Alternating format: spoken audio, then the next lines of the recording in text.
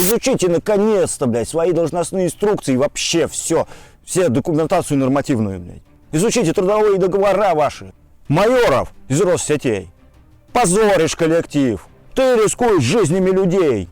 Значит, не должен получить ничего. 0. Доброго вам всем лесоповала, друзья. Сегодня поговорим о Россетях. Как некоторые из вас, может, уже поняли, тут недавно на днях забанили у меня канал на неделю, удалили мое последнее видео. Про вакцинацию у нас сейчас на YouTube рассказывать нельзя, ну, таким маленьким каналом, как у меня, по крайней мере, потому что поддержки никакой нет, а спорить ничего невозможно, а правил сообщества я никаких не нарушал. Так что продолжаем забытую немножко на время для нас тему, это работа в Россетях. ОВБ комсомольской группы подстанций ИФ-Энерго, группы компании Россети, МРСК, Центра и Приволжья, а теперь Россети, Центра и Приволжья, за все у нас теперь официально отвечают Россети. А главное, главный инженер Майоров, мы потом будем действовать его же методами, которые он решил внедрить в свое время. Как говорится, если нарушается техника безопасности, если нарушаются права, человек, нарушивший что-либо, не должен получать ничего. Я думаю, в первую очередь надо начинать с себя. Придумывать иные методы воздействия. Но нарушитель должен знать, что если он сделает случайно или намеренно некое действие, которое приведет к нарушению трудовой дисциплины, техники безопасности и охраны труда, он останется без денег, и семья, соответственно, останется без средств к существованию на месяц. Второе. Я уже говорил на эту тему, пока мы не будем позорить нарушителей, позорить публично. Человек должен знать, руководитель, будь он мастер, начальник службы, замначальника службы, главный инженер производственного отделения или директор производственного отделения, он должен знать, что он будет опозорен публично, и если в его подразделении по его вине будет допущено нарушение, будет допущен несчастный случай, публично он должен быть опозорен разными путями, может быть. Многотиражка, он позорит наш коллектив, областная газета, городская, фотография в школе, где учатся его дети и внуки. ОВБ комсомольской группы подстанций каждый день отправлялась на работу в Верхний Ландих. Наше ОВБ в то время работало сутками. Суточный график. Отправлялось, чтобы вы понимали, мы работаем на границе с Ярославской областью. В Ивановской области на границе с Ярославской областью. Каждую смену они уезжали работать на границу с Нижегородской областью. На лесоповал разнорабочими по линиям, не зная схем и от ОВБ группы подстанций, там даже мастера говорили, что мы не знаем, что с вами делать, поэтому единственное, что им давали делать, где-то что-то разнорабочими поработать. А основное это был лесоповал. То есть ОВБ, оперативная выездная бригада, оперативники. С постоянным дежурством на месте, потому что не может быть там, это группа подстанций.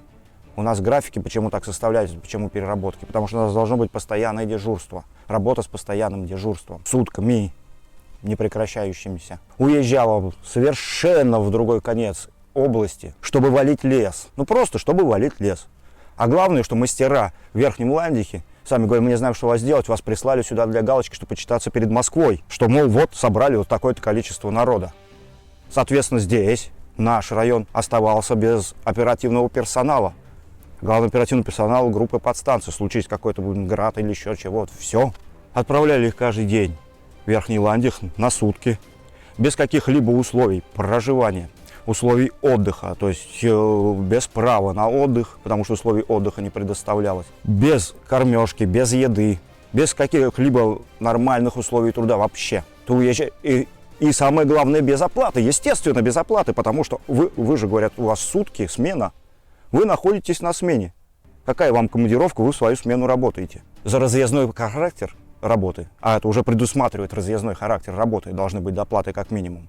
Во-вторых, условия труда и условия отдыха, когда люди работают сменами, должны быть обеспечены обязательно по трудовому законодательству. У УВБ даже обеденного перерыва нет. Но сутки-то это ладно, сутки. Но зачастую, это было не раз, люди находились на этой смене больше 1,5 суток, приближающиеся уже к 2 суткам. 2 суток практически, без каких-либо условий, на лесоповал. Вот так в Россетях относятся к профессионалам. У нас же все сотрудники Россетей профессионалы, правильно? Работаем с высоким напряжением, от линейщиков до подстанционщиков, до всех остальных. Экзамены постоянные, медосмотры и все остальное, тренировки, обучение, любимые их. Все профессионалы, здесь непрофессионалам не место.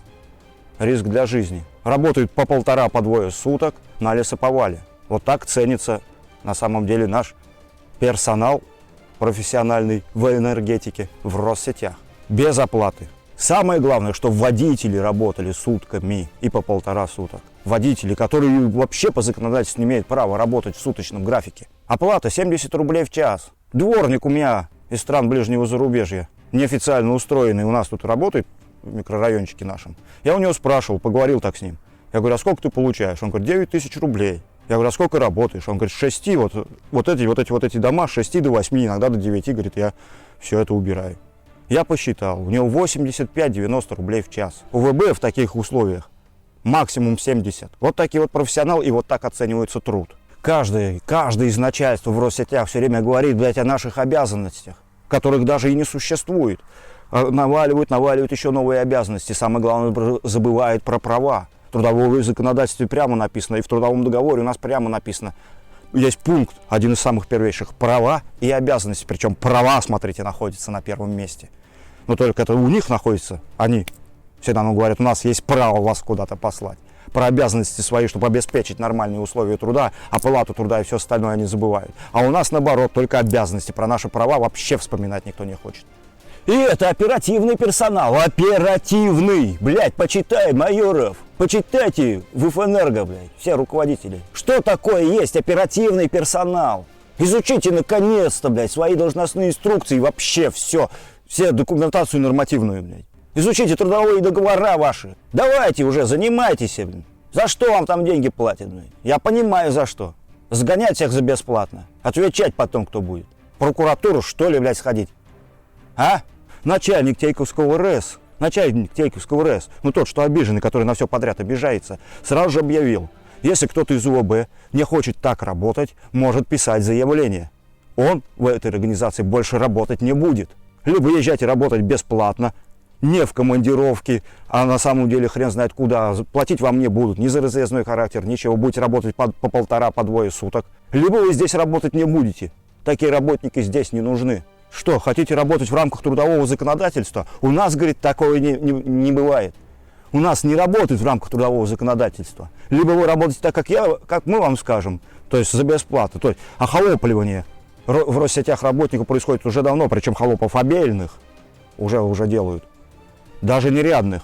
Чтобы вы понимали разницу, да, в древнерусских терминах. Рядный холоп – это холоп по найму, по договору. Ряд – это договор был на Древней Руси. То-то, столько-то оплаты, я отрабатываю это все, получаю деньги, то есть люди нанимались, да, это были холопы. А бедный это холоп был, который с статусом раба, в принципе, крепостного там и все остальное, без договорной, без оплаты, говорит, работайте, без отдыха, без еды, а то иначе пишите заявление. Это интересно, может ты сам напишешь заявление, если ты по-другому не справляешься, если ты по-другому не можешь управлять персоналом, может тебе давно уже пора свалить нахрен. Они обижаться тут на всех подряд, обиженных вся не строить. УВБ группы подстанций отправляется работать на другой конец области без каких-либо инструктажей, без права на производство каких-либо работ, без знания схем. Да, потом подписывали все эти документы об инструктажах и ознакомлении со схемах задним числом. Уже там через неделю где-то. Так что сейчас не доебаться. Но изначально-то майоров из Россетей. Это такая организация у тебя работы в Россетях. Я думаю, что это нарушение техники безопасности, нарушение трудового законодательства и безопасности труда. Люди, которые работают почти по 2 суток, не зная схем, не зная инструктажей, ничего всего остального, наверное, подвергнуты риску для жизни.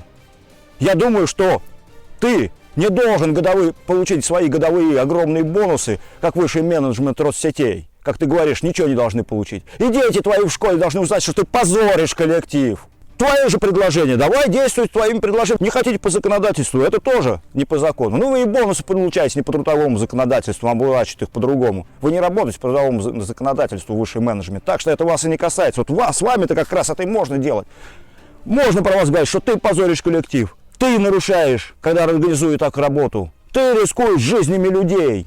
Значит, не должен получить ничего. Как ты говоришь, ничего, 0. И дети твои в школе должны листки писать им, в соцсетях, может, им там рассказывать, что ты позоришь коллектив, ты рискуешь тысячами жизней. Рассказали они тут историю. С другого РЭС приезжали пацаны, линейщики, также их туда прислали. Ехали там тоже так же долго, очень долго. Приехали, сказали, 3 часа спите, идите работать. А где условия? Говорит, нет ничего. Они развернулись и уехали. Мы, говорит, с такими условиями работать не будем. Дальнейшая, правда, судьба их неизвестна. Ну, не знаю, может, у них другой начальник РЭС, и все у них нормально. Но пока неизвестно. Такая вот история. В Тейковском же отделении ИФ-Энерго, ну, как всегда, в самом клоаке, с такими управленцами, только так. И пока вот это все происходит, вот это вот все происходило, ездили каждый день там по 1,5 суток, света белого не видели, наш самодур, Губокрас, который отец-основатель этого канала, и который самый великий управленец, еще заявляет УВБ. Вы, говорит, не забывайте, у вас еще есть свои подстанции. И если они, говорит, скошены не будут, вы будете все лишены на 100%. Ну, в общем, как во всех предыдущих роликах я объясняю, что оперативный персонал УВБ комсомольской группы подстанций давно уже является разнорабочим персоналом, статусом разнорабочего с соответствующей же оплатой труда. Почему сейчас уже 60% персонала покинуло рабочие места? Что думает об этом, блядь, отец-основатель этого канала, мудак и самодур Губокрас? Я вам расскажу в следующем видео, так что ждите, это скоро выйдет. А это очень интересно, я сам был в шоке, что он об этом думает, а он сказал. Так что вот так вот. Такие в Россетях профессионалы с камерами, с снарядами, с экзаменами, со всем, что только можно на человека навесить. Такого, как в энергетике, не видят ни одни работники. В принципе, вот шаг влево, шаг вправо, расстрел. Во-первых, ты сам жизнью рискуешь, можешь погибнуть. Лишат тебя и так лишат, чем ты чаще появляешься, а у нас без выходных работает народу, да не осталось никого, все разбежались. Без выходных, если значит, ты постоянно на работе, а это значит, тебя лишат 100%, потому что чем чаще ты на работе, тем больше шансов тебя лишить. Они всегда найдут за что, да просто так. Я еще вам не рассказал, все впереди, забыл про нашу, я расскажу, за что у нас лишают комсомольской группы подстанций. Ну просто за то, что просто хочется. За то, что ты сделал за начальника его работу, причем не то, что ты не сделал, а за то, что ты сделал. За них, не только за него, а еще за тех в Тейкове. За них работу делаешь, тебя за это лишают на 100%. И вот так вот у нас опять снова Россети, снова ИФ-Энерго. Всех вас и поздравляю. С лесоповалом вас, мужики. Всем пока.